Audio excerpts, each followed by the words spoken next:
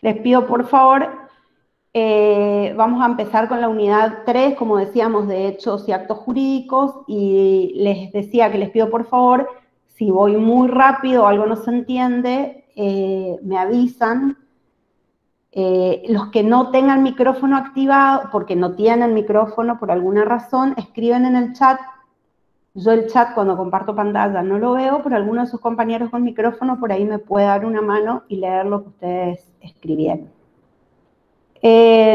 Ustedes tienen el power de esta unidad porque estaba subido al aula virtual para que lo puedan ir siguiendo conmigo. Ahí está. ¿Se ve bien? Sí, profe. Bueno, muy bien. Vamos a empezar con esta unidad que, como su nombre lo indica, trata sobre hechos y actos jurídicos. No sé si recuerdan que la primer clase yo les había comentado a ustedes qué significaba el adjetivo calificativo de jurídico. ¿Recuerdan esto? Bueno, ese es el problema de cuando conmigo tratan de llegar en horario, porque yo siempre estoy antes inclusive. Porque si la clase es a las 3, es a las 3. Y el jueves es a las 19. Vamos a poner 19:15 el jueves, porque ustedes tienen otra clase antes. ¿Se acuerdan lo del calificativo de jurídico o no? Que tenía la posibilidad de modificar o crear relaciones en situaciones jurídicas. Algo así. Sí. Exactamente, exactamente. Sí, muy bien. A cualquier sustantivo, ¿sí? Que ustedes le coloquen la calificación de jurídico, porque jurídico es un adjetivo que califica, va a implicar que ese sustantivo va a crear, modificar, extinguir, transformar derechos y obligaciones. Entonces, si nosotros decimos relación jurídica, estamos hablando de una relación en la que existe creación, modificación, extinción, transformación de derechos y obligaciones. Si decimos acto jurídico, estamos hablando de un acto o de un hecho que va a producir esto, modificación, transformación, extinción, etcétera, de derechos y obligaciones. Entonces, el hecho jurídico, como su nombre le indica, es un acontecimiento, ¿sí? Un acontecimiento cualquiera, no. Un acontecimiento al que la ley, al que el ordenamiento jurídico le va a asignar, le va a otorgar determinados efectos. ¿Cuáles van a ser esos efectos? Los que acabo de repetir. Este hecho que suceda va a generar ya sea un nacimiento, una transformación, una extinción de derechos y obligaciones. Cuando en el ámbito jurídico hablamos de hechos, no solamente nos referimos al hacer, sino que podemos referirnos tanto al hacer como al omitir, como al abstenerse, ¿sí? Estos hechos pueden venir tanto de los hombres como de la naturaleza.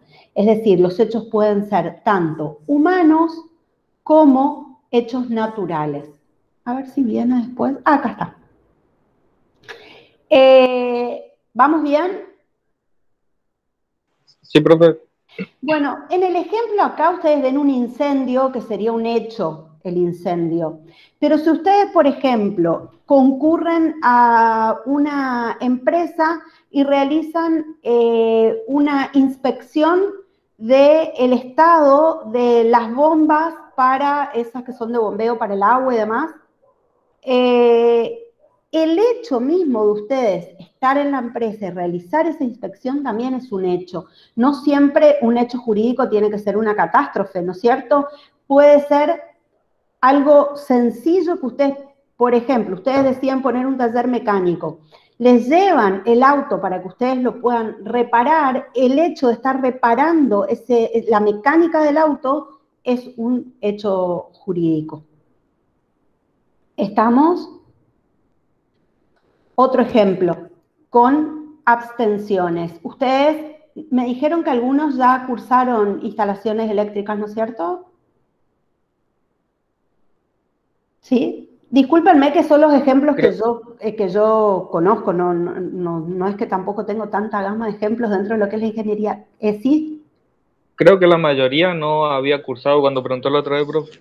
No había cursado, pero sí sabían más o menos, por ejemplo, la materia de la ingeniera Báez, ¿la cursaron? ¿O tampoco? ¿Que ven la ley de riesgos de trabajo? Sí, sí, eso sí. Es así, ¿no es cierto? Bueno, si ustedes recuerdan un poquito el contenido de la materia, van a encontrar abstenciones, es decir, van a encontrar situaciones concretas que la ley le pide que ustedes no hagan para no ponerse en riesgo. Eso también son hechos jurídicos. ¿Por qué? Porque si ustedes no, por ejemplo, para poder subir a manipular un cable de alta tensión, se requiere usar determinado tipo de zapatos, ¿puede ser? Sí. Bueno, ustedes se tienen que abstener de usar, qué sé yo, una zapatilla común, porque no les va a salvar la vida. Entonces, también hay abstenciones que si no se cumplen, les van a generar a ustedes determinados efectos jurídicos. Ustedes saben que si la ley de riesgos de trabajo dice que ustedes tienen que cumplir con determinadas condiciones y normativas y ustedes no la cumplen, luego ¿qué sucede? ¿Qué no los van a parar?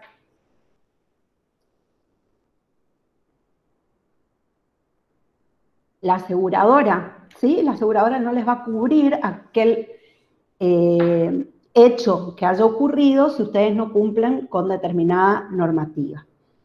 Muy bien, vamos a la clasificación de los hechos. Como decíamos, los hechos pueden ser jurídicos o no jurídicos.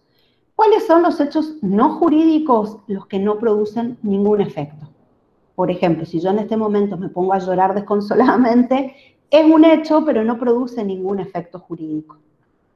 Por ejemplo, si ustedes el día de mañana son contratados por el Ministerio de Obras Públicas de la provincia, de la nación, y son contratados para el área de asesoría, es decir, que ustedes van a ser asesores del ministro o del gobernador, los dictámenes que ustedes den en ese contexto van a ser no jurídicos, por ejemplo. ¿Por qué? Porque no son vinculantes, porque no van a producir ningún efecto en relación a terceros, ¿sí? Es el gobernador o es el ministro el que va a tomar una decisión sobre esa situación de dictamen que ustedes dan.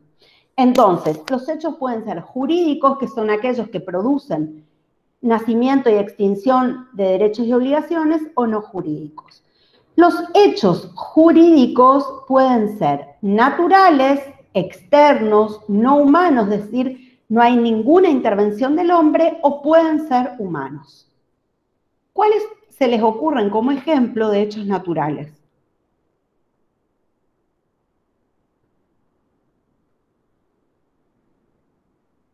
El granizo. Granizo o algún terremoto, algo así.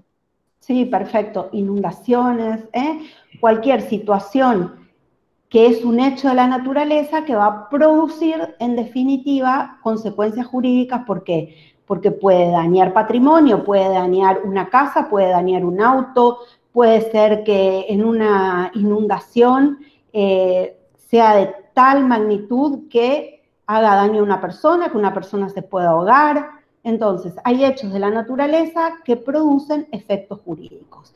Y luego tenemos hechos jurídicos que son humanos. ¿Quieren preguntar algo?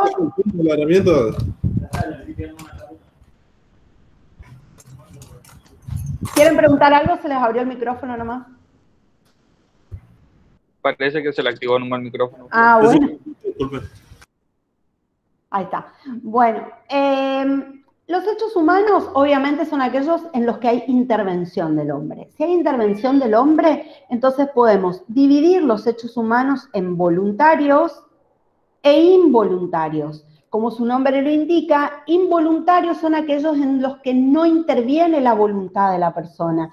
Es decir, uno lo hace, pero no hay intervención de voluntad. ¿Cuáles serían los actos en los cuales no hay intervención de la voluntad, aquellos actos que son realizados sin discernimiento, sin intención y sin libertad. ¿Cómo se puede no tener discernimiento? Se puede no tener discernimiento, es decir, esa habilidad, esa facultad, esa capacidad de poder decidir entre lo bueno y lo malo. Por ejemplo, cuando se es menor de edad para la ley, ¿sí? Si sos menor de 13 años, no podés hacer un buen discernimiento. Si sos declarado demente, aquellas personas sordomudas que no saben darse a entender, por escrito dice la ley, también les falta el discernimiento a aquella persona que actúa inducida por error. Luego, por ejemplo, no va a haber libertad en un hecho humano cuando a mí me obligan a hacer algo bajo coerción, ¿sí? Me amenazan. Por ejemplo, si no, esto es muy común ahora en la pandemia, muy común. Si no firmás el acuerdo de disminución de salarios porque la empresa está en situación de quiebre, te echamos. El trabajador ese no hace una libre elección de... Claro que en el papel no dice esto, ¿no es cierto? Dice que está de acuerdo con que reconoce que hay una situación pandémica y demás. ¿Hasta acá vamos? Sí, profe. Bueno, entonces, en sentido contrario, los hechos van a ser voluntarios cuando se actúa con discernimiento, con intención y con libertad. Tienen que estar las tres condiciones para que el hecho se considere voluntario. O si no, ya hablamos de hechos involuntarios. Estos hechos humanos, jurídicos, humanos, voluntarios, pueden ser a su vez lícitos o ilícitos. Los ilícitos son aquellos que son contrarios al ordenamiento jurídico. Se dividen en delitos y cuasidelitos. Los delitos son aquellos que las personas realizamos con intención, a sabiendas y con intención de dañar. Yo sé que si pongo un cable de 2 milímetros, no sé si existe de 2 milímetros, chicos. Si pongo un cable de 2 milímetros, cuando se requiere la instalación por la cantidad de consumo que hay, va a requerir un cable de 4, y yo estoy cometiendo un delito, porque sé que eso está prohibido por la ley, porque la persona no va a estar protegida, ni la persona ni los artefactos.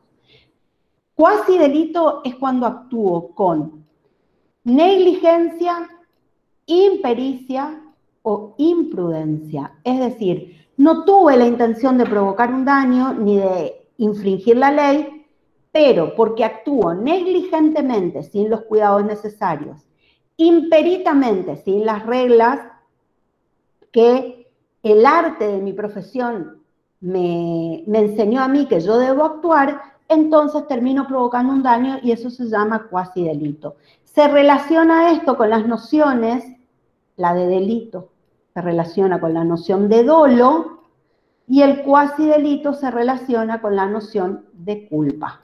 Esto varía en las consecuencias que va a tener la persona que realiza ese hecho ilícito.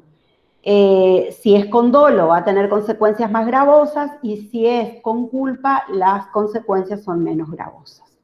Por el otro lado tenemos los actos lícitos. Los actos lícitos son justamente aquellos realizados acorde al ordenamiento jurídico. Esperen un ratito. Ahí está. Bueno, fíjense ahora bien. Los hechos jurídicos, humanos, voluntarios, lícitos, son denominados actos jurídicos, que es lo que vamos a ver en toda esta unidad, o meros actos voluntarios lícitos. ¿Qué diferencia va a haber entre el de arriba y el de abajo? No, ese verde no se corresponde. Vamos a dejar así. Los hechos jurídicos, humanos, voluntarios, lícitos, son actos jurídicos o bien meros actos voluntarios lícitos. ¿Qué diferencia hay entre este y este? ¿Qué les parece? Por lo que les decía. ¿Qué le falta a este?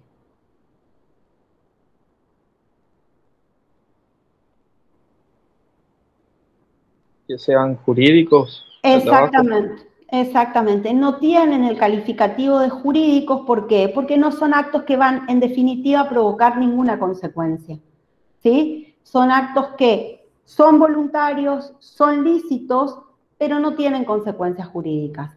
¿Cuáles vamos a ver nosotros? Lo que está marcado todo en verde. Vamos a ver los hechos jurídicos humanos, voluntarios, lícitos, que son denominados actos jurídicos. De eso nos vamos a encargar en esta unidad. Muy bien. ¿Qué dice el artículo 258 del Código Civil? El artículo 258 dice, el simple acto ilícito es la acción voluntaria no prohibida por la ley de la que resulta alguna adquisición, modificación o extinción de relaciones o situaciones jurídicas. Es decir, va a ser la ley la que le otorga efectos a determinados actos. Cuando la ley, no sé por qué está Einstein acá, quisiera saber yo por qué puse este dibujo, no sé si tiene que ver con la fórmula de la relatividad, pero cuando uno hace algo en el tiempo, después se olvida de cuáles eran las intenciones. Es la ley la que va a determinar que determinados actos tengan justamente la facultad de producir efectos jurídicos. Entonces, ¿cómo nosotros vamos a saber si un acto es o no jurídico? Es decir, si tiene ese efecto, si tiene por fin producir adquisición, modificación o extinción de relaciones o situaciones jurídicas, cuando la ley así lo establezca. El acto voluntario, como les explicaba hoy, es el ejecutado con discernimiento, intención y libertad que se manifiesta en un hecho exterior. Es decir, no solo tengo yo la idea, el pensamiento, en los ejemplos que están acá, por ejemplo, no solamente tengo la idea de que me voy a casar, sino que efectivamente me caso. Hay un hecho exterior que va a plasmar esa intención y ese discernimiento y esa intención que yo tenía. No solo pienso en comprarme un auto, voy y ejecuto, manifiesto exteriormente esa situación. No me comprometo con una empresa a hacer la instalación eléctrica de la empresa. Efectivamente la hago a la instalación eléctrica. Entonces, siempre tiene que haber una exteriorización para que nosotros estemos hablando del acto voluntario. O si no, no habría acto, sino que habría una situación interna de la persona, y el artículo 19 de la Constitución Nacional establece que aquello que es interno del ser humano está reservado a Dios, pero no está sujeto a leyes ni sujeto a lo que pueda decir un juez, ¿sí? El artículo 19 tiene dos partes importantes, el de la Constitución Nacional, no el del Código Civil y Comercial. El artículo 19 dice, ningún habitante de la nación está obligado a hacer lo que no manda la ley ni privado de lo que ella no prohíbe. Y la segunda parte, que es esto que les digo, dice, las acciones privadas de los hombres que de ningún modo afecten la moral, el orden público ni perjudiquen a un tercero están solo reservadas a Dios y exenta, ¿sí?, fuera de la autoridad de los magistrados. Eso significa justamente que cuando yo tengo una idea, un sueño, sueño con comprarme un auto, sueño con hacer la instalación eléctrica de, qué sé yo, una empresa. No sirve, ¿sí? No es que no sirva el sueño, no tiene una manifestación exterior. Por lo tanto, la ley no aplica en ese caso. ¿Alguna pregunta?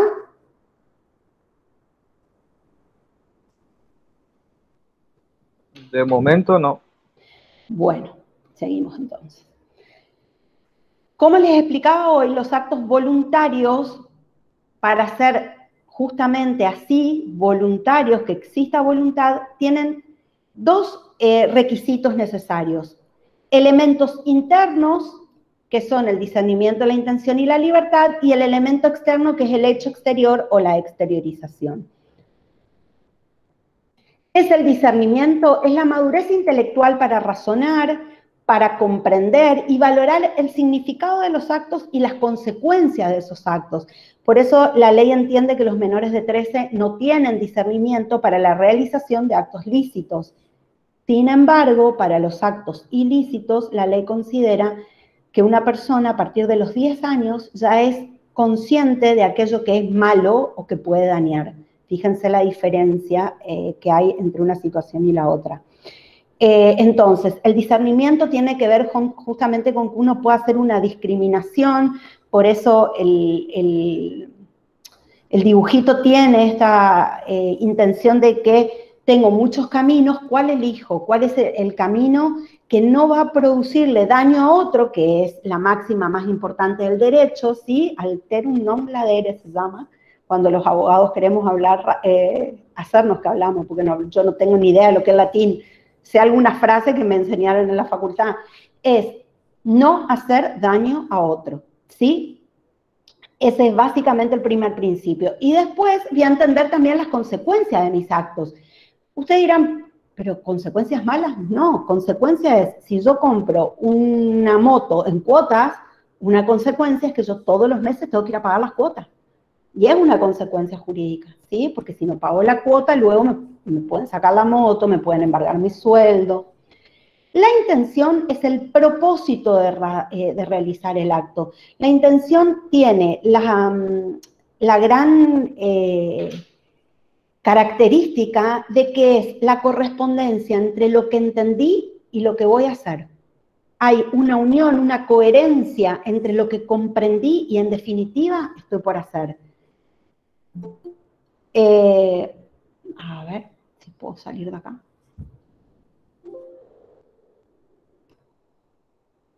Estoy saliendo porque me pidieron admisión y no puedo admitir si estoy compartiendo. Bueno, la intención es importantísima porque es aquella que va a manifestar o va a dejar en claro si aquello que yo pensé y entendí que iba a ser se corresponde con lo que en definitiva termino siendo. Y ahí viene, ahora vamos a ver cuáles son aquellas situaciones que pueden obstaculizar que haya una buena intención. Y por último, la libertad, que es la posibilidad de elegir entre varias opciones sin coacción. ¿Coacción saben lo que es?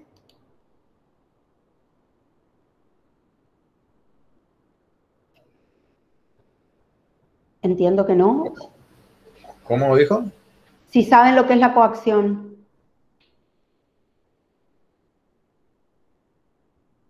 ¿No? La coacción es cuando te obligan a hacer algo porque te están poniendo en riesgo alguna otra situación y uno en definitiva no elige porque quiere, sino que elige porque no le queda otra. Como les daba hoy el ejemplo de los trabajadores que en esta época de pandemia han tenido que firmar condiciones menos favorables, no solamente de salario, sino de condiciones de trabajo, para no perder el trabajo. Entonces, no es que yo elijo cobrar el 75% del sueldo, es que si no firmo cobrar el 75% del sueldo, me dicen que me echan. Eso es coacción, ¿sí? No tener esa libertad, esa posibilidad realmente libre, sin ningún tipo de presión, de poder elegir.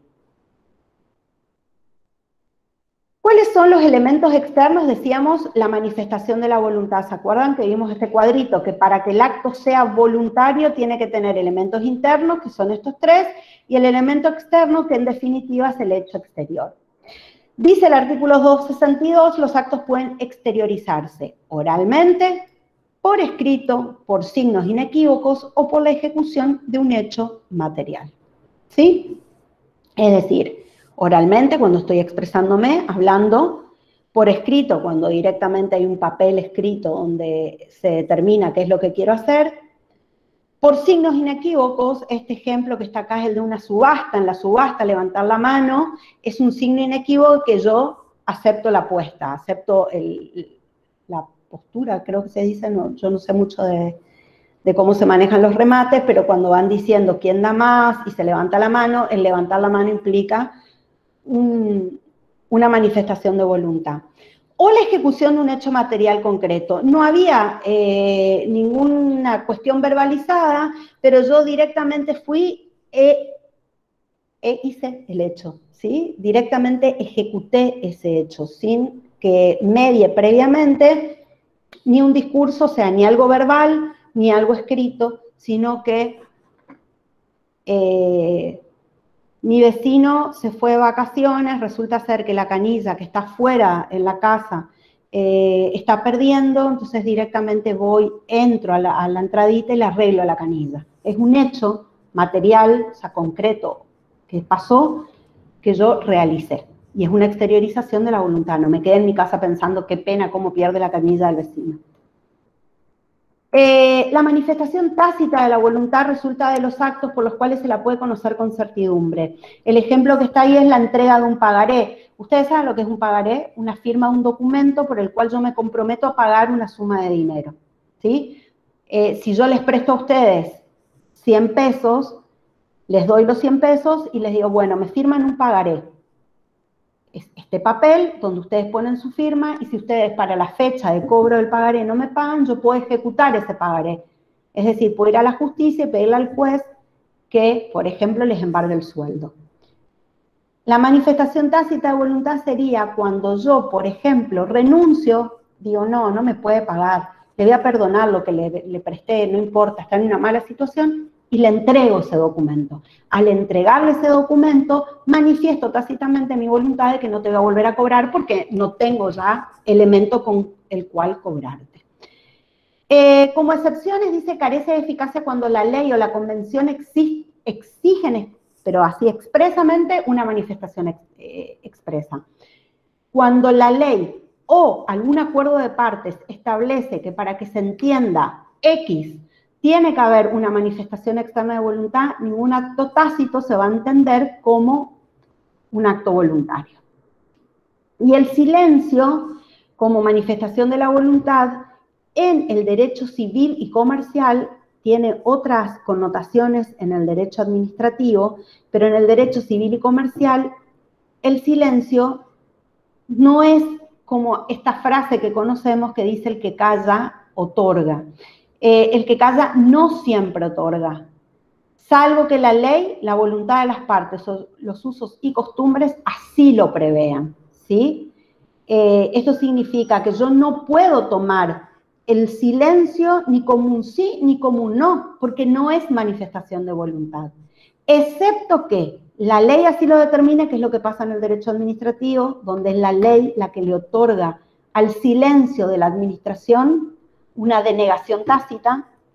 La voluntad de las partes determinan en un contrato, por ejemplo, de locación, que si ninguna de las partes expresamente manifiesta la voluntad de prorrogar el contrato queda rescindido, puede ser. O los usos y costumbres así también lo prevean en determinadas situaciones. Bueno, ¿cuándo tenemos hasta acá el acto voluntario? ¿Alguna pregunta? No, profe. Perfecto. El acto involuntario puede ser involuntario, por ejemplo, porque falta discernimiento. El discernimiento era el primer requisito, ¿se acuerdan? ¿Se acuerdan que teníamos? Siempre vuelvan a este cuadrito porque es muy útil. Siempre teníamos elementos internos y externos que sí o sí tenían que estar presentes para que el acto sea voluntario. El discernimiento es la primera exigencia para que el acto sea voluntario. Entonces, ¿cuándo decimos que el acto es involuntario? Cuando le faltan cualquiera de esos tres. ¿Cuándo faltan discernimiento? Falta el acto de quien al momento de realizarlo está privado de la razón, puede ser un demente declarado, o puede ser una persona que en ese momento esté en emoción violenta o esté padeciendo alguna situación de enfermedad mental transitoria que le impida entender y comprender realmente las consecuencias de sus actos. El acto ilícito de la persona menor de edad que no ha cumplido 10 años, ¿se acuerdan que les dije? Para la ley, aquel sujeto, aquella persona que no cumplió 10, es decir, que es menor de 10, se la considera que el acto que realiza es involuntario, pero a partir de los 10 años ya va a considerarse que el acto es voluntario, porque como les decía hoy, La ley entiende que se comprende antes lo que está mal que lo que está bien. Por eso la tercera opción es el acto ilícito de la persona menor de edad que no ha cumplido 13. ¿Sí? Estos ejemplos ya se los había dado. ¿A qué se les llama vicios de la voluntad? ¿Y por qué se llama vicio? Vicio para la ley siempre, en todos los aspectos que ustedes lo vean, porque es una palabra que aparece también en el derecho administrativo, implica que algo está sucio, ¿sí? El vicio significa justamente que está viciado, que está mal, que está enfermo, que está descompuesto. Entonces, en este caso, ¿cuáles serían los vicios, las descomposiciones de la voluntad, por lo cual la voluntad no es pura, no se puede decir que esa voluntad sea con discernimiento, intención y libertad? Entonces, para que un acto produzca efectos jurídicos, el sujeto debe expresar su voluntad. El consentimiento debe ser dado con discernimiento, intención y libertad. Si yo me voy a casar, el juez me dice, ¿usted acepta por esposo a esta persona? Sí, digo, ya dije, hace como 22 años, sí. Cuando yo digo ese sí, que es en la exteriorización, el elemento externo, ese sí tiene que haber sido realizado con discernimiento, con intención y con libertad. Si falta alguno de estos elementos, cualquiera de ellos se denomina que el acto está viciado. Entonces, una de las cuestiones que vicia la voluntad es el error. Sobre todo el error vicia la intención. ¿Qué es el error? Es el falso conocimiento de la realidad de las cosas. Es cuando yo no conozco realmente cómo es la cosa, el hecho, la situación, entonces no podemos decir que realmente yo pude haber tenido una intención real de realizar ese acto.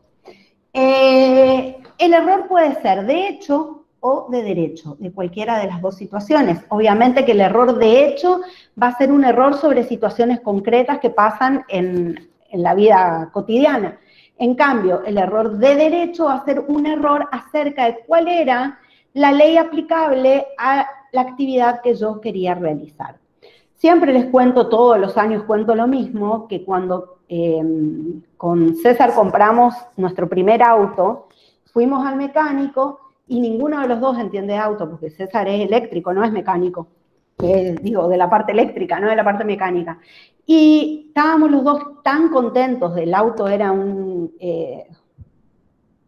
Escort del año, no sé, 2004 creo, Escort 2004. Divino. Fuimos, nos sentamos, el motor encendía todo bien, prendimos el aire acondicionado perfecto, que esto que lo otro, la cuestión que compramos el auto, cuando lo llevamos a que le hagan vieron que se le hace el cambio de aceite, de filtro, eso demás, abre el señor, el que realiza eso, abre y no tenía, era una tapa así, abajo no había nada, no tenía la carcasa directamente de donde iba el filtro de aire. Después, por ejemplo, el aire acondicionado andaba, pero las mangueras estaban tan viejas que estaban pinchadas, entonces se le cargaba gas, perdía, se le cargaba gas y así. Bueno, un montón de vicios que tenía ese auto que nos indujeron a error, porque si nosotros hubiésemos conocido, y que nunca nos informó el que nos vendió el auto, obviamente, ¿no? Si nosotros hubiésemos conocido que el auto estaba en esas condiciones, o no lo comprábamos o ofrecíamos menos plata, cualquiera de las dos situaciones. Eso es un error de hecho. En cambio, el error de derecho va sobre la ley, sobre la norma aplicable. Yo creía que podía formar una sociedad en estas condiciones. Y había sido que la ley no permite esto. Bueno, ustedes saben que en nuestro país el error de derecho no tiene mucha cabida, tiene que ser una situación extraordinaria, ¿sí? ¿Por qué? Porque el artículo 1 o el 2, ahora ya no me acuerdo cuál de los dos, porque es del Código Civil y Comercial nuevo y los intercambiaron, establece que todos tenemos la obligación de conocer las normas y que las normas, las leyes, son obligatorias para todos los que habitamos el territorio argentino desde el 8º día de su publicación en el Boletín Oficial. El Boletín Oficial es algo que está a la mano y al alcance de todos. Actualmente, además de encontrarlo electrónicamente, si ponen boletín oficial, está el sitio oficial de publicación de leyes, que es Infoleg. Entonces, no podemos nosotros aducir argumentar error de derecho. Sí, error de hecho. ¿Sí? El error de hecho, dice el 265, esencial vicia la voluntad y causa la nulidad del acto. Es decir, cuando el error es esencial, causa directamente la nulidad del acto. Yo puedo pedir la nulidad del acto y a veces puedo pedir inclusive que el otro me repare, el otro que me indujo a error, me repare los daños que me pudo haber causado, ¿sí? Si el acto es bilateral o unilateral recepticio, el acto es bilateral cuando hay dos voluntades, dos consentimientos se necesitan para que se realice un acto, por ejemplo, una compraventa, por ejemplo, un contrato de locación de servicios, un contrato de locación de obras donde hay dos voluntades, dos consentimientos que se van a necesitar, o unilateral recepticio. El unilateral recepticio es, por ejemplo, cuando hay una donación o una oferta de recompensa, por ejemplo. Voy a recompensar a quien encuentra a mi perrito perdido. Es unilateral porque hay una persona que hace la expresa, pero en definitiva es recepticio, porque uno no es que está por hacer algo, lo recibe gratuitamente a eso, ¿sí? El error, además, debe ser reconocible por el destinatario para causar la nulidad. Es decir,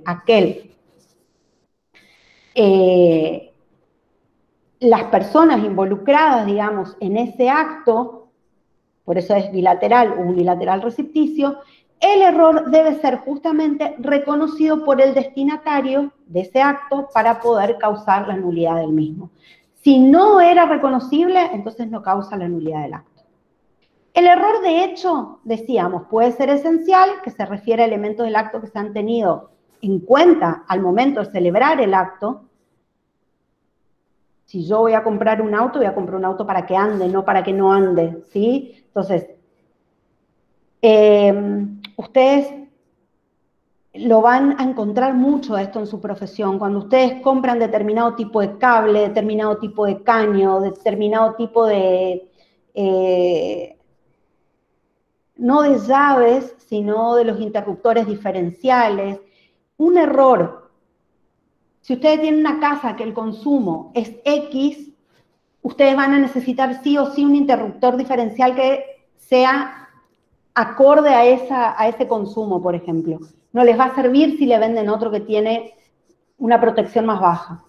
¿Me explico? ¿O les hice un lío? ¿Se entiende, profe? Sí, se entiende. El error accidental, en cambio, se da cuando el mismo recae en circunstancias accesorias que pueden ser inclusive intrascendentes, entonces no da lugar a que se invalide el acto. Por ejemplo, puede suceder que ustedes quisieron comprar marca Sika y le dieron marca HH. Bueno, es accidental, o sea, en definitiva, si el objeto ese cumple el mismo fin, entonces no invalida el acto en sí mismo. Puede suceder que haya una devolución de dinero por la diferencia o algo por el estilo, pero no implica que ustedes tengan que anular o declarar nulo el acto, ¿sí?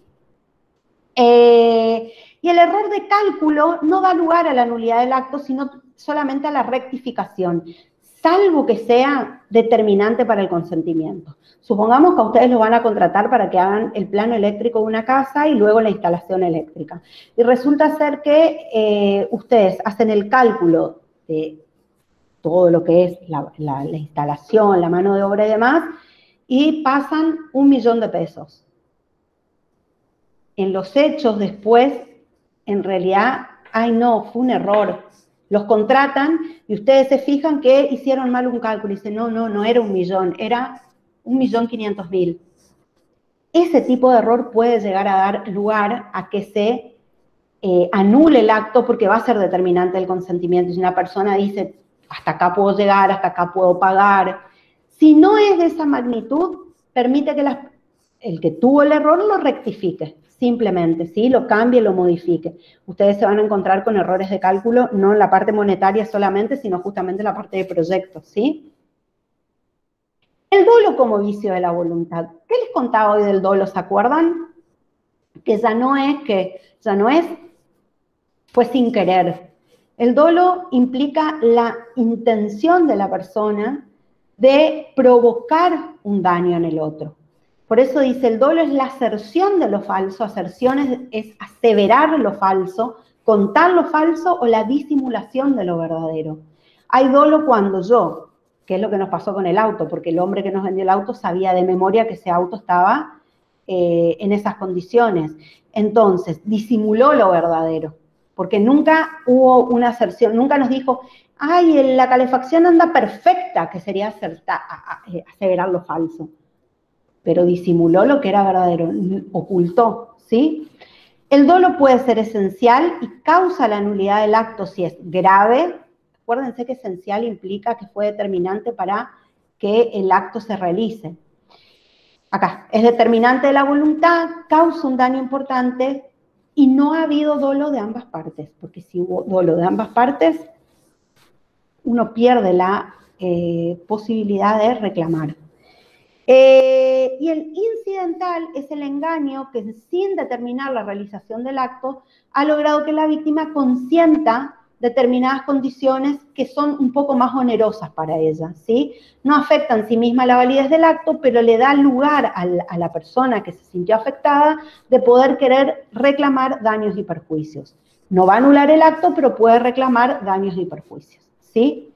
Entonces, el dolo incidental no va a anular el acto, simplemente va a dar lugar a que quien se sintió injuriado pueda pedirle a la otra parte una reparación. Por último, tenemos la violencia como vicio de la voluntad. La violencia fue el ejemplo que les di con el tema de los trabajadores, ¿sí? Es la fuerza irresistible, eso ya es una fuerza concreta y real, como por ejemplo esto que ustedes ven acá, ¿sí? O las amenazas que generan el temor de sufrir un mal grave e inminente que no se puede contrarrestar o evitar en las personas o en los bienes de la parte o de un tercero, y causan la nulidad del acto. Vamos más despacito. Es una fuerza irresistible, es decir, puede ser directamente una fuerza concreta, física, real, ¿sí? Como tener un arma, por ejemplo, o bien amenazas que generan en quien lo recibe el temor de sufrir un mal grave e inminente. Inminente es que ya va a venir, inmediatamente va a pasar, y que no los puede contrarrestar o evitar. Y ese mal se puede producir en su persona y en sus bienes, o en la persona de los bienes de un tercero. Por ejemplo, un ejemplo burdo sería, mira, si no me vendes el auto, yo te mato tu perrito. El perrito sería el tercero. O lastimo a tu hijo, ¿sí? Son ese tipo de amenazas, que eso ya es una violencia de una fuerza irresistible, además de amenaza, que hacen que yo diga que sí, pero porque tengo terror a que realmente me puedan causar un daño, no porque yo elija eso. El acto jurídico, decíamos, entonces, habiendo visto esto, que es tan importante, qué significa tener voluntad, vamos a decir que el acto jurídico, como les marcaba hoy en verde, ¿se acuerdan? Son hechos jurídicos, humanos, voluntarios, lícitos, a los que el ordenamiento justamente llama actos jurídicos. Esto que está todo en rosadito, hoy se los había marcado con verde. ¿Alguna pregunta?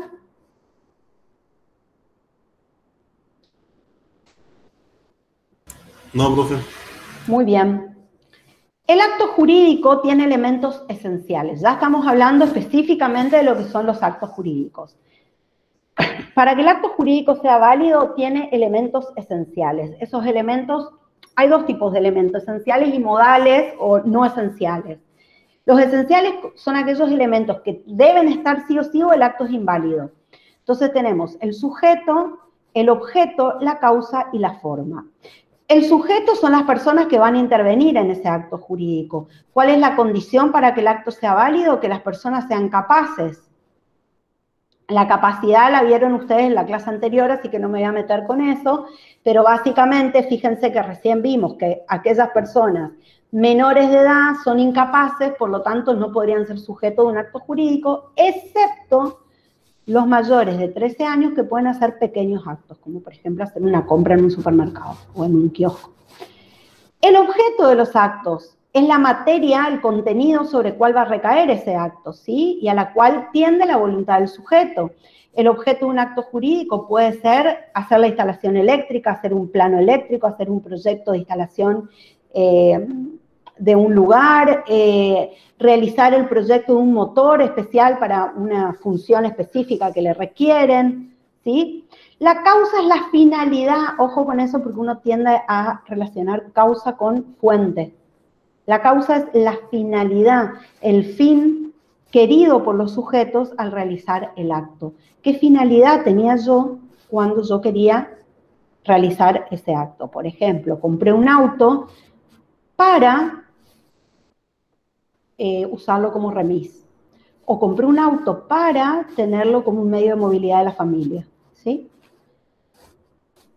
Realicé un contrato de locación de obra para poder yo tener trabajo y la intención es, en ese contrato de locación de obra, que los contratos son actos jurídicos, poder hacer yo mi trabajo y que tenga una retribución por ese trabajo. Y la forma es el conjunto de prescripciones, es decir, el conjunto de requisitos que la ley establece para que el acto sea válido. Hay actos que para ser válidos requieren de una solemnidad, una formalidad especial, por ejemplo, casarse, que requiere de un acta que se realiza ante un juez, por ejemplo, la compraventa de un inmueble, que requiere un instrumento que se llama escritura pública, la compra de un auto, una moto, que requiere los formularios 08 para que se haga realmente la transferencia de dominio, ¿sí? Que es distinto a un contrato de compraventa común, por ejemplo, si yo quiero contratarlos justamente para que ustedes hagan la verificación del motor de mi auto, puede ser un contrato verbal que no requiere muchas formalidades. El objeto del acto, ¿qué debe ser? O qué, bueno, lo que está acá es qué no debe ser. Cualquier cosa puede ser objeto de un acto jurídico, cualquier cosa, excepto que sea un hecho imposible, prohibido por la ley. Acá entenderán por qué es prohibido por la ley, pues están colgados, ¿sí?, de la electricidad. Contrario a la moral, a las buenas costumbres o al orden público, es decir, por ejemplo, esto es un saqueo. El saqueo no puede ser objeto de ningún acto jurídico, está directamente aparte de ser ilícito, es contrario a la moral y al orden público. Lesivo de derechos ajenos o a la dignidad humana, como por ejemplo la compraventa de órganos. Un bien que por un motivo especial haya sido prohibido que lo sea. Hay determinadas épocas que ustedes saben que se llama de veda, por ejemplo, que no se puede pescar. Entonces, hay bienes que por motivos especiales e incluso por un tiempo específico puede llegar a ser prohibido y después cambia esa situación. ¿Sí? ¿Por qué acá está este ejemplo como hecho imposible? ¿Qué le pasó a esto?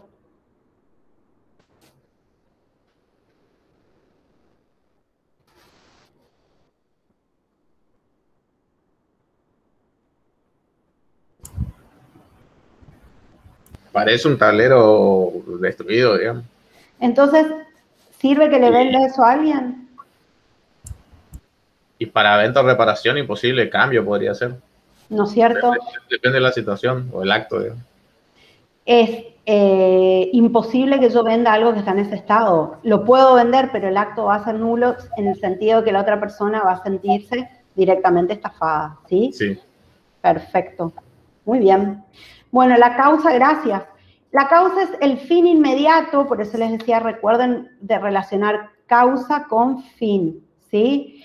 Autorizado por el ordenamiento jurídico que ha sido determinante de la voluntad, ¿sí? También integran la causa los motivos exteriorizados cuando sean lícitos y hayan sido incorporados al acto.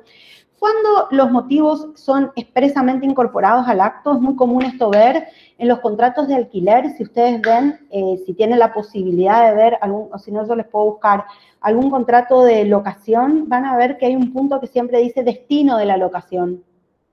Ahí está expresamente manifestada la finalidad que tiene la locación de ese inmueble. Por ejemplo, destino, local comercial, venta de accesorios para autos.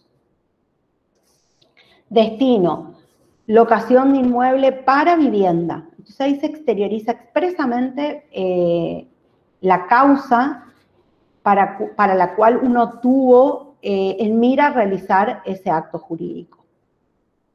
¿Cuáles son los elementos modales o elementos no esenciales? Es decir, elementos que no son necesarios que estén porque no hay obligación de que estén. El acto existe igual por más que estos elementos no se den. Ahora, son muy comunes en los actos jurídicos. Son tres los elementos modales: la condición, el plazo y el cargo. La condición es la cláusula que se puede incorporar a los actos jurídicos por la cual, por esta cláusula, las partes subordinan el nacimiento o la extinción del acto jurídico a un hecho futuro e incierto. ¿Sí? Puede ser el nacimiento o puede ser la extinción del acto jurídico.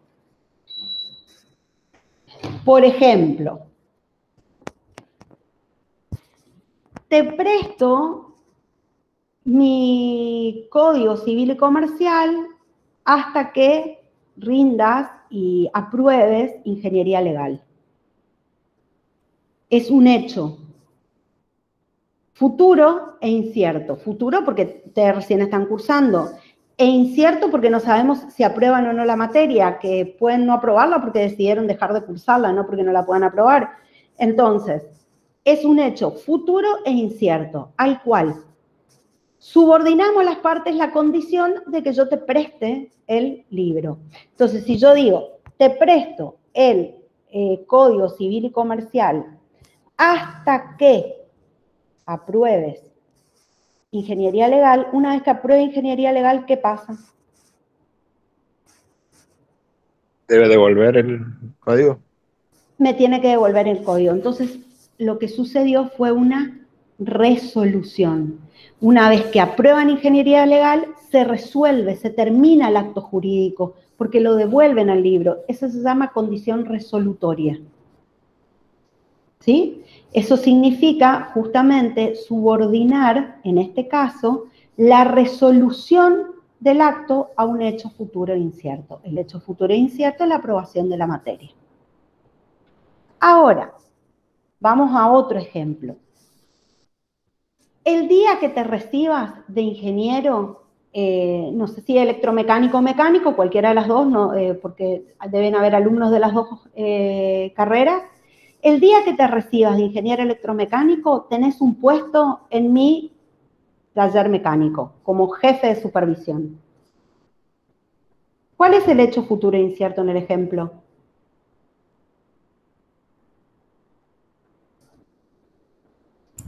¿Que le den trabajo? El día que se reciba, digamos. Que nos recibamos. Porque el jefe, entre comillas, asegura que te va a dar el puesto. El hecho futuro e incierto en ese caso es el que ustedes se reciban. Y una vez que se reciban, ¿va a nacer o va a morir un derecho para ustedes? Nace. Nace. Entonces, al nacer, en vez de llamarse condición resolutoria, se llama condición suspensiva. ¿Por qué? Porque este tipo de condición suspende, deja en suspenso el nacimiento del derecho de ustedes hasta tanto suceda ese hecho futuro e incierto. Vamos al ejemplo. El hecho futuro e incierto es que ustedes se reciban. Recibidos, mientras tanto está en suspensión el puesto, está la promesa. Recibidos, nace el derecho de ustedes a exigirle a esa persona el puesto de supervisor en el taller. ¿Se entendió? Sí. Entonces, cuando la condición hace nacer un derecho, se llama condición suspensiva. Cuando la condición hace que se resuelva un derecho, es decir, que ese derecho termine, la condición se va a llamar resolutoria. Me cuesta escribir con el mouse. Ahí está. El plazo también puede ser suspensivo o resolutorio, al igual que la condición. ¿Qué diferencia hay entre el plazo y la condición? Y permítanme, voy a cambiar esto para que les quede bien claro y no haya confusiones. A ver, un color distinto a este. La diferencia fundamental entre plazo y condición, fíjense, Acá la condición dice que se subordina el nacimiento o la extinción de un derecho. El nacimiento es igual o sinónimo de plena eficacia, ¿sí? Se subordina la plena eficacia o nacimiento o la resolución o extinción de un derecho a un hecho futuro e incierto. En cambio, en el plazo se subordina el nacimiento o extinción a un hecho futuro y cierto. En el plazo yo sé que ese hecho que es futuro, sí o sí va a suceder. Si yo les digo, te contrato para realizar una inspección de obra. Te voy a pagar el 17 de octubre. ¿El 17 de octubre es un hecho futuro e incierto o no?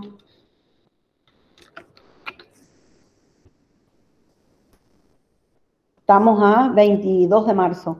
¿El 17 de octubre es un hecho futuro o no? Sí, es un hecho futuro.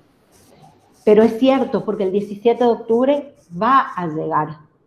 Entonces, la diferencia entre el plazo y la condición, que son idénticas situaciones, es que el plazo hace que ese hecho sí o sí ocurra. Si yo les digo a ustedes, la próxima clase va a ser cuando llueva, ¿es un hecho futuro o no? Sí. Sí. Y en ese caso, ¿sé cuándo va a llover o no? No es cierto. Pero fatalmente, ¿qué quiere decir fatalmente? Sí o sí, algún día va a llover.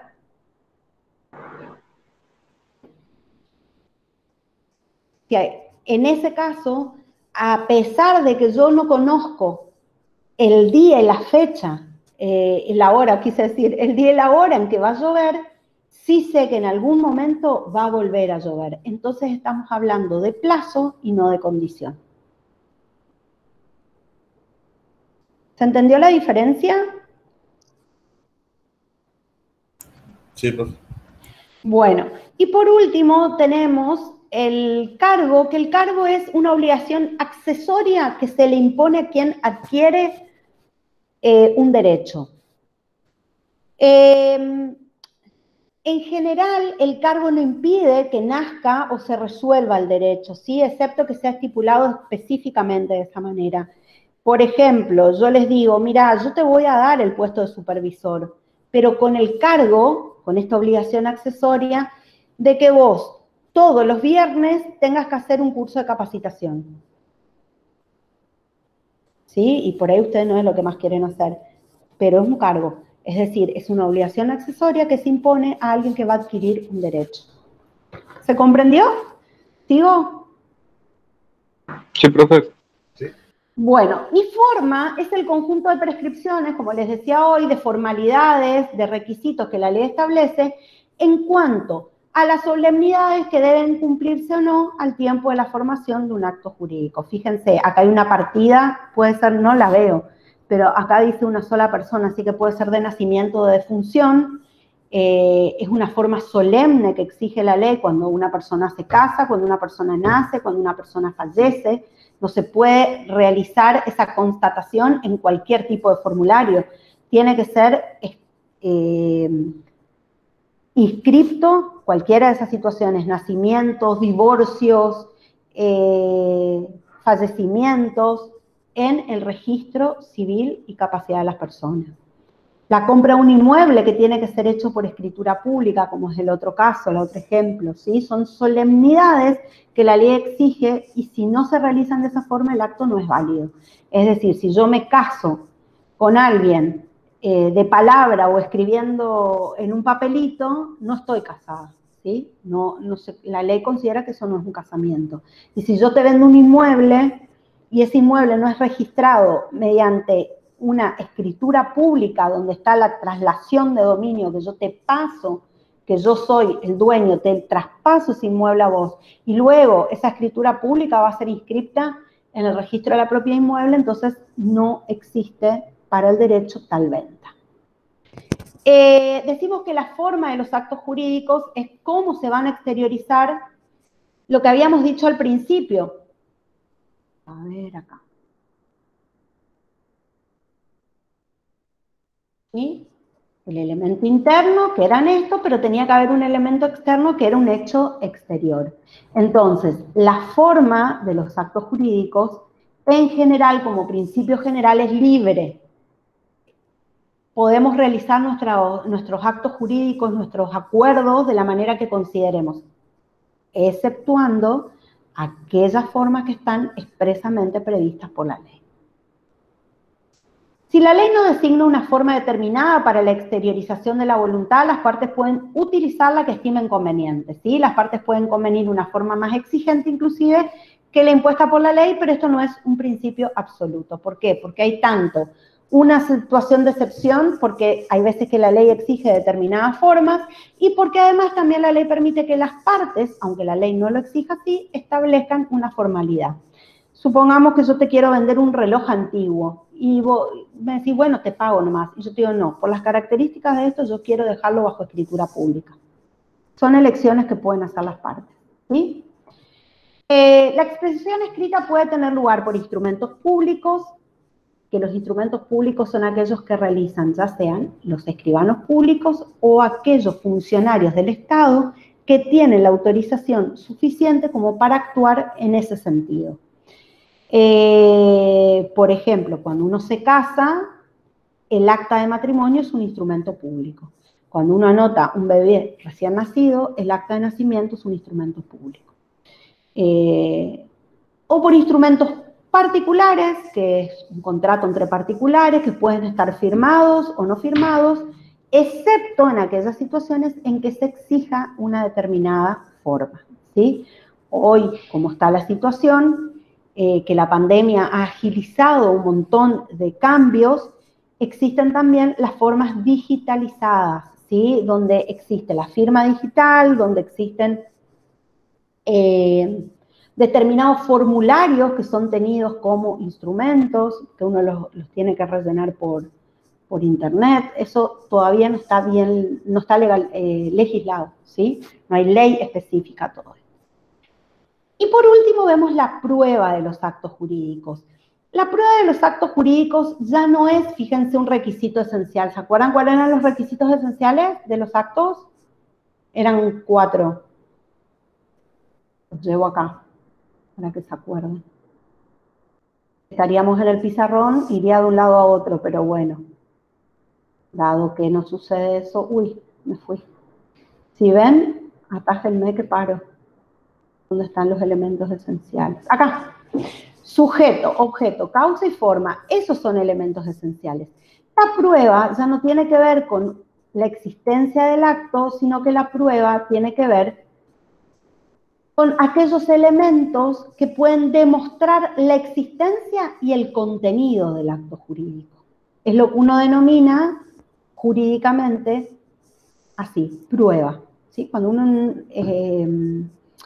escrito de demanda, por ejemplo, quiere reclamar, quiere hacer una petición al juez, por ejemplo, le quiero hacer la petición de que el cliente que me contrató me pague porque no me paga.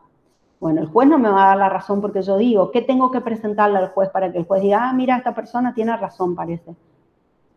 ¿Qué les parece?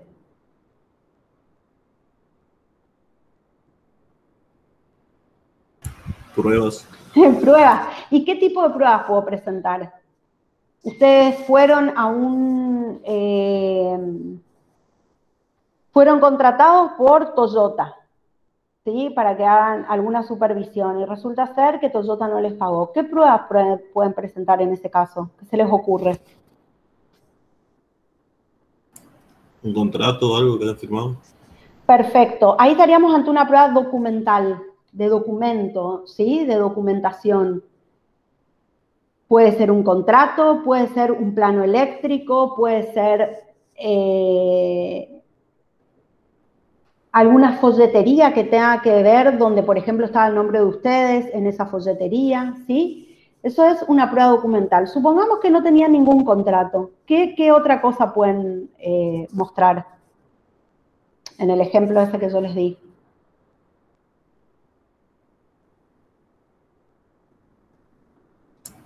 ¿Puede ser algún testigo o no? Perfecto, la prueba de testigo, ¿sí? Que haya ido alguien con ustedes o que haya estado alguien ahí que haya escuchado que los iban a contratar. Luego tenemos las pruebas periciales. Las pruebas periciales, ustedes tienen una unidad específica de pericia, son, como su nombre lo indica, las pruebas en las que actúan aquellos idóneos, aquellas personas entendidas en determinadas áreas. Por ejemplo, la prueba pericial mecánica es muy usada, muy utilizada en los accidentes de tránsito. Después existe la prueba informativa o prueba de informes, que se requiere, por ejemplo, un informe al Colegio de Ingenieros, un informe a SECHEP. Puede ser, por ejemplo, para que informe el Colegio de Ingenieros si ustedes están inscritos y la firma de ustedes está habilitada. Entonces el Colegio de Ingenieros tiene que contestar. Uno de los medios de prueba más importantes son los instrumentos. Los instrumentos que son escritos, como decíamos hoy, acá anteriormente, ¿sí? Es una expresión escrita el instrumento, pueden ser públicos o pueden ser privados. Los instrumentos públicos son aquellos en que interviene un oficial público, ¿sí? Que actúa dentro de sus atribuciones, que es competente dentro de su territorio. Por ejemplo, un escribano de acá no puede actuar en Corrientes si no tiene la matrícula para trabajar en Corrientes. Y debe firmar el oficial público y las partes o sus representantes. La escritura pública también es considerada un instrumento público, que es aquella realizada por un escribano público, ¿sí? La diferencia nomás es que en el llamado solamente instrumento público interviene un oficial público, es decir, alguien asignado por el gobierno, alguien que el gobierno le ha dado facultades específicas para que actúe dentro de esa tarea, como por ejemplo el juez de paz, el juez del registro civil, ¿sí? En cambio, el escribano es una persona que ha estudiado, que se recibe de escribano y que tiene, por ley de ejercicio de su profesión, las mismas facultades o facultades asimilables a las de los oficiales públicos. Y los instrumentos privados y de los particulares pueden ser no firmados o firmados. Pueden estar en esa situación. Los que sí están firmados, esto es importante, los que sí están firmados se llaman instrumentos privados, o si no, es un simple, ya no tiene nombre de instrumento, sino que es un documento particular. El que está firmado tiene la asignación de instrumento público y tiene mayor validez en un juicio que un documento que no está firmado, ¿sí? Si no lo están, se denominan instrumentos particulares no firmados, que en general se le dice documento nomás. Esta categoría comprende todo escrito no firmado, pueden ser impresos, registros visuales, auditivos. Puede ser, por ejemplo, una impresión de pantalla de WhatsApp. Puede ser, por ejemplo, una factura electrónica, ¿sí? Porque eso no está firmado por las partes. Puede ser una grabación de una situación que ustedes hayan grabado y la ofrezcan como prueba. ¿Sí? Esos son privados porque no interviene un oficial público, pero no están firmados. Y el documento digital, se entiende por documento digital a la representación digital de actos o hechos, ¿sí? Con independencia del soporte utilizado para su fijación, almacenamiento o archivo, no importa cuál es el tipo de soporte, es digital siempre y cuando esté realizado en este sentido, ¿sí? El documento digital satisface el requerimiento de escritura, es decir, de que es escrito. Todavía les decía que faltaba bastante legislación en relación a lo que es la documentación digital, que la pandemia aceleró un montón de situaciones, pero todavía falta una buena legislación. Decíamos que los instrumentos privados son los documentos firmados por las partes, donde no hay ningún oficial público, no hay ningún escribano, sino que ambas partes nos ponemos de acuerdo y lo firmamos nosotros. Es muy común que pasen los contratos de locación hasta la ley nueva que exige que sean sí o sí pueden ser firmados por las partes. No, sí, los contratos de locación son firmados por las partes. Lo que puede pasar es que se requiera que el escribano certifique las firmas, eso sí, pero en definitiva son firmados por las partes, no interviene ningún oficial público en esa firma. ¿Cuáles son las formalidades de esos instrumentos? La firma, el doble ejemplar y que tengan fecha cierta. Y acá hay que tener en cuenta varias cosas.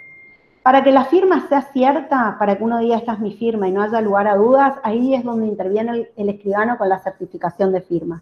El escribano no hace el contenido, que es realizado por las partes, pero sí certifica la firma de ese acuerdo, que por eso les digo es muy común en los contratos de locación. En cuanto al doble ejemplar, se le dice doble, pero en realidad son tantos ejemplares como partes intervinientes. Ustedes saben que los contratos de locación intervienen el locador, el locatario y el garante, a veces más de un garante. Ahí tenemos 3. Entonces, por más que diga doble ejemplar, en realidad son 3 que hay que firmar, que hay que imprimir y que hay que firmar. Y la fecha cierta la puede dar la certificación de firma ante el escribano, o también es muy común que la fecha cierta sea tomada como aquella fecha de sellado del contrato ante el organismo tributario ante el que uno tenga que presentar ese contrato, ya sea FIP, ya sea la Dirección General de Rentas, la Administración Tributaria Provincial, ¿sí? Como cuando uno va a pagar el sellado, la caja, digamos, con una fecha, también hay quienes consideran que esa va a ser la fecha cierta. Porque en realidad que si nosotros hacemos privadamente un contrato, imagínense que podemos poner la fecha que nosotros consideremos. Y termino. Bueno, ¿alguna pregunta, chicos? No, profe. No, profe. ¿Se entendió todo o fui muy rápido? ¿Fueron bien? Sí, se entendió bastante. Claro, Se entendió bastante. Bueno, cualquier cosa, igual ustedes tienen los medios para comunicarse conmigo y poder volver a preguntarme. ¿Tienen alguna pregunta?